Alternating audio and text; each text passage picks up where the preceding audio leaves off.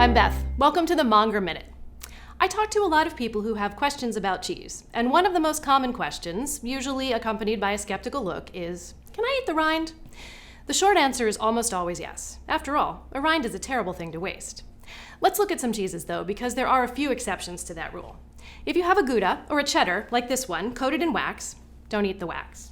Similarly, if you buy an aged cloth-bound cheddar, like some of the really great ones from England, the cloth on the outside is not a good snack.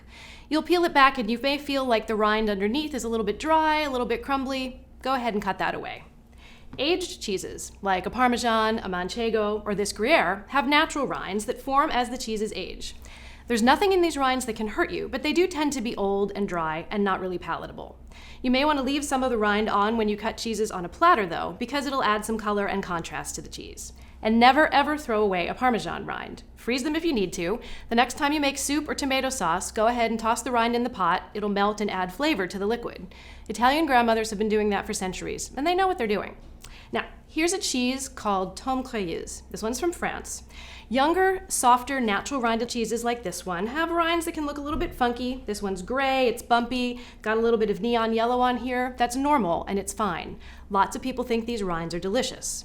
I don't think there's anyone in France who would hesitate to eat this entire thing. It's a bit of an acquired taste, but it's worth a try.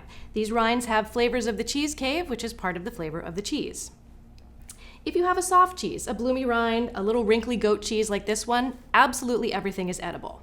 Now you may have had an unfortunate experience with what I call supermarket brie, which is mass-produced. The rind is perfectly white and lovely, like this one, but it has the texture and sometimes the flavor of a stretched out rubber band. That's not how it's supposed to be. The rind on a softer cheese is designed to contrast with the really rich, creamy interior. A rind's firmness and a slight bit of bitterness help balance that buttery character of something like a brie or a camembert. And if you see little blue or green spots on the exterior of a soft cheese, that's fine too. Some cheesemakers actually work to cultivate those, and they can add some very interesting flavors. So, the next time you buy good cheese, be open to an adventure and eat the whole thing. My motto at Mill City Cheesemongers is simple: no rind should be left behind. Bon fromage.